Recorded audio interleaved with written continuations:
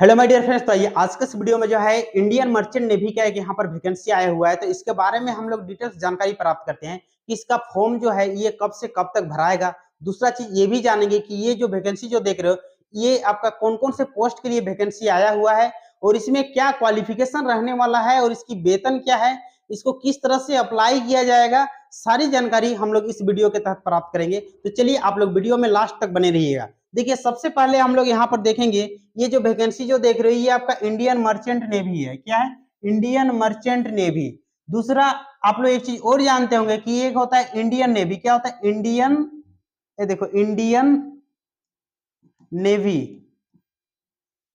सबसे पहले तो ये दोनों में अंतर समझिए। पहले ये जो वैकेंसी देख रहे हो ये इंडियन मर्चेंट नेवी का वैकेंसी है और एक वैकेंसी क्या होता है? इंडियन नेवी का वैकेंसी होता है। ये इंडियन नेवी का जो वैकेंसी जो देख रहे हो ये आपका डिफेंस सिस्टम को देखता है। किसको? Defence system. हमारे देश का जो डिफेंस सिस्टम है उसकी देखभाल कौन करता है? तो इंडियन नेवी के जो सेना होते हैं जो इंडियन नेवी का, तो यानी जल सेना, वे लोग जो है उसको कहा जाता है क्या? इंडियन नेवी कहा जाता है। और यहाँ पर इंडियन मर्चेंट नेवी लिखा हुआ है तो इसका मतलब ये है कि इंडियन मर्चेंट नेवी जो होते हैं ये हमारे समुद्री क्षेत्र में जो हमारे समुद्री उद्योग है या व्यापारिक क्षेत्र है वहां पर जो सहयोग करते हैं काम में, तो वे लोगों को क्या कहा जाता है? इंडियन मर्चेंट नेवी कहा जाता है। क्या कहते हैं उसको? Indian merchant navy. यानी मुख्य रूप से यहाँ पर देखा जाए इंडियन मर्चेंट नेवी यानी समुद्री उद्योग जो होते हैं और समुद्र मार्ग के तहत हम लोग जो व्यापारिक क्षेत्र को, यानी आपका जैसे मान लेते हैं सऊदी तरफ से हम लोग जो पेट्रोलियम लेके आते हैं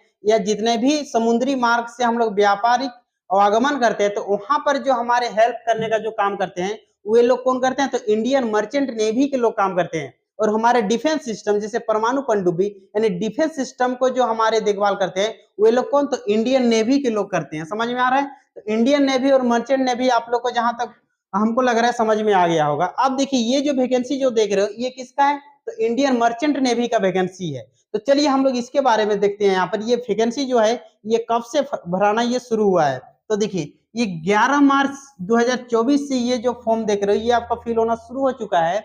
दूसरा ये जो देख रहे हो ये आपका 30 अप्रैल तक ये फॉर्म भराएगा। कब तक? 30 अप्रैल तक ये फॉर्म भराएगा। और इसका देखिए यहाँ पर रिटन एग्जाम का भी डेट दे दिया है। ये आपका मई में एग्जाम होगा। कब होगा? मई में। और इन लोगों का शेड्यूल बहुत अच्छा रहता है क्योंकि ये देखिए एग्जाम डेट और उसके बाद इसका रिजल्ट का भी डेट दे दिया हुआ है। यहाँ देखो तो 3 दिन के बाद, एग्जाम के 3 दिन के बाद आपका रिजल्ट आ जाएगा। तो समझ में आ गया होगा। यानी इन लोगों का काम जो भी होता है ये बहुत ही तेजी से होता है। तो देखिए ये फॉर्म कब से शुरू हुआ है? 11 मार्च से ये भराना शुरू हुआ है लेकिन ये भराएगा कब तक? 30 अप्रैल तक भराएगा। और इसका देखिए एग्जाम डेट मई में ही है और ये 3 दिन के बाद इसका रिजल्ट भी आपको जारी कर दिया जाएगा। यहाँ पर और एक चीज देखिए SMA, ये जो मर्चेंट नेवी जो देख रहे हो इसको SMA हैंडलिंग करता है। और इंडियन नेवी जो देख रहे हो ना यहाँ पर इंडियन नेवी, इसको NDA देखता है। कौन? NDA हेल्ड करता है। NDA national defence academy. क्या होता है? National defence academy. और ये SMA जो देख रहे हो सी लेन, क्या होता है? सी लेन मेरी टाइम एकेडमी। ये देखिए एकेडमी में भी यहाँ पर अंतर है। एकेडमी, ठीक है, एकेडमी। तो देखिए इसको कौन? नेशनल डिफेंस एकेडमी इसको क्या करता है? हेल्ड करता है। और इसको कौन कर रहा है? SMA। मर्चेंट नेवी को कौन हेल्ड कर रहा है यहाँ पर? SMA। तो यहाँ देखिए a leading marine service provider in India and other foreign countries as deck rating. Deck rating कहने का मतलब जो निचले वर्ग के जो कार्मिक लोग होते हैं ना तो उसको डेक रेटिंग कहा जाता है। और यहाँ पर देखिए इंजन रेटिंग में भी वहां काम होता है। फिर आपका सीमेन, जो नाविक लोग को सीमेन कहा जाता है। Online application for the different branch in the merchant navy का इसके अलावा भी आपका डिफरेंट ब्रांच का यहाँ पर आपका पोस्ट के लिए यहाँ पर ये वैकेंसी आई हुई है। तो चलिए अब हम लोग देखते हैं कि कौन कौन सा पोस्ट के लिए वैकेंसी है। यहाँ पर देखिए इसका सारे डिटेल्स यहाँ पर आपका दिया गया है। इसको बढ़िया से आप लोग ध्यान से देखिएगा इसको, उसके बाद ही आप लोग फॉर्म को फिल कीजिएगा। तो देखिए इसका यहाँ पर क्या है। सबसे पहला डेक रेटिंग आप लोग को बताए थे, जो निचले वर्ग के जो कर्मचारी होते हैं यानी कार्मिक होते हैं उन लोग को डेक रेटिंग कहा जाता है। और इन लोगों की जो एज लिमिट है ये आपका 17.5 से 25 वर्ष के बीच होनी चाहिए। और इन लोगों का वेतन यहाँ देखिए 50 से 85,000 के बीच है। इन लोगों का क्वालिफिकेशन क्या होगा, 12th पास होगा। क्या क्वालिफिकेशन होगा, तो 12th पास होना चाहिए। अब देखिए नेक्स्ट यहाँ पर देखते हैं, इंजन रेटिंग के लिए 17.5 से 25, ये भी उम्र यहाँ भी है। 40,000 से 60,000 वेतन रहने वाला 10th पास, मात्र 10th पास वाले भर सकते हैं। सी मेन जो नाविक का होता है, इन लोगों का भी आपका 17.5 से 25 है। 38 से 55,000 आपका वेतन होने वाला है। और यहाँ पर देखिए 10वीं पास ही आपका चाहिए। यहाँ पर इलेक्ट्रीशियन 17.5 से 27, इसका उम्र 27 वर्ष तक बढ़ा दिया गया है, यानी 27 तक का यहाँ पर फिल कर सकते हो। 60,000 से 90,000 तक वेतन रहने वाला है। इसमें क्वालिफिकेशन जो देख रहे हो ये आपका 10th प्लस ITI, यानी इलेक्ट्रीशियन से यहाँ पर ITI होना अनिवार्य है। दूसरा वेल्डर और हेल्पर के लिए देखिए, ये भी आपका ITI वाला है, तो 17.5 से कितना 27, तो यहाँ पर वेतन आपका रहने वाला है 50,000 से 85। 10th प्लस ITI यहाँ पर होना अनिवार्य है। और दूसरा यहाँ पर मेस बॉय, मेस में जो काम करने वाले जहाँ पर खाना बनता है वहां पर, तो उसके लिए भी यहाँ पर 17.5 से कितना 27। 40,000 से 60,000 वेतन, ये आपका 10th पास। नीचे वाला भी ये कुक का है, तो ये भी आपका कितना 10th पास। ये देखिए 17.5 से 27, 40 से 60,000 इसके बीच आपका वेतन रहेगा। इन दोनों का क्या है, यानी 10th पास आपका होना चाहिए।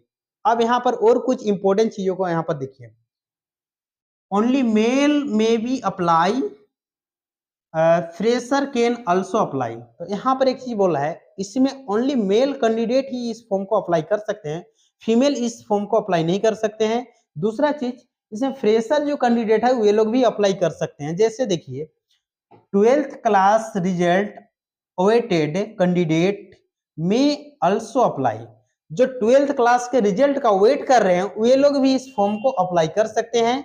Next 100% placement in India various country, इसमें 100% जो आपका प्लेसमेंट होगा वो वेरियस यानी डिफरेंट कंट्री में भी आपको भेजा जाएगा। Next application will be submit in online mode, only ये जो फॉर्म जो भरा जा रहा है ओनली ऑनलाइन मोड में ही भरा जाएगा, ऑफलाइन ये फॉर्म नहीं भरा जाएगा। नेक्स्ट आगे देखते हैं और क्या चीज है यहाँ पर देखिए। हाँ, ये भी आपका पोस्ट कितना दिया हुआ, ये इंपॉर्टेंट चीज है, तो इसको देख लेते हैं। सबसे पहले यहाँ पर देखिए, यहाँ देखिए डेक रेटिंग के लिए यहाँ पर पोस्ट जो देख रहे हो ये आपका कितना 721 पोस्ट है। ये तो आपको पहले ही बता दिए, ओनली मेल कैंडिडेट के लिए, फीमेल इसमें फिल कर ही नहीं सकता है। इंजन रेटिंग के लिए 236 पोस्ट है। और आप लोगों को बताए थे कि डेक रेटिंग में इसमें 12th मांगा था, ठीक है, और ये सब आपका 10th पास है। नाविक ये आपका सबसे ज्यादा इसमें पोस्ट दिया है, कितना 1432 पोस्ट है। और ये दोनों जो देख रहे हो इसमें 408 है और इसमें 78, जबकि इसमें दोनों में ITI मांगा है। क्या मांगा है, ITI। और ये जो आपका देख रहे हो ये 10th पास का है, ये 922 पोस्ट इसमें, और इसमें कितना 203 पोस्ट है कुक के लिए। और एक चीज देखिए यहाँ पर, इसका एग्जाम में क्या पैटर्न रहने वाला है इसके बारे में यहाँ पर देख लीजिए। इसका जनरल अवेयरनेस से जो क्वेश्चन इसमें रहेगा वो 25 क्वेश्चन रहेगा और 25 मार्क का रहेगा। साइंस से भी 25 क्वेश्चन 25 मार्क का रहेगा। इंग्लिश से भी आपका 25 क्वेश्चन 25 मार्क्स, और एप्टीट्यूड टेस्ट और रीजनिंग जो देख रहे हो यानी गणित और रीजनिंग से भी यहाँ पर 25 क्वेश्चन रहने वाला है, और ये भी आपका 25 मार्क। समय 2 घंटा दिया जाएगा और टोटल क्वेश्चन की संख्या आपके कितना 100 रहेगा और 100 नंबर का ही रहेगा। ठीक, तो यहाँ पर आप लोग पैटर्न देख लिए हैं, और कुछ इसका इंपॉर्टेंट चीज को देखते हैं। यहाँ पर देखिए, यहाँ पर कुछ खास चीज जो आपको काम का लायक है, जिसको जानना चाहिए फॉर्म भरने से पहले, तो वो देखिए यहाँ पर, the written examination contain 100 objective type multiple choice, question जो होगा मल्टीपल चॉइस का होगा। दूसरा चीज यहाँ पर क्या बोल रहा है, question each question carries 1 mark, प्रत्येक क्वेश्चन क्या होगा 1 mark. No mark would be award for an attempt question, यदि आप कोई क्वेश्चन को अटेम्प्ट नहीं करते हो तो उसका कोई भी नंबर नहीं मिलेगा।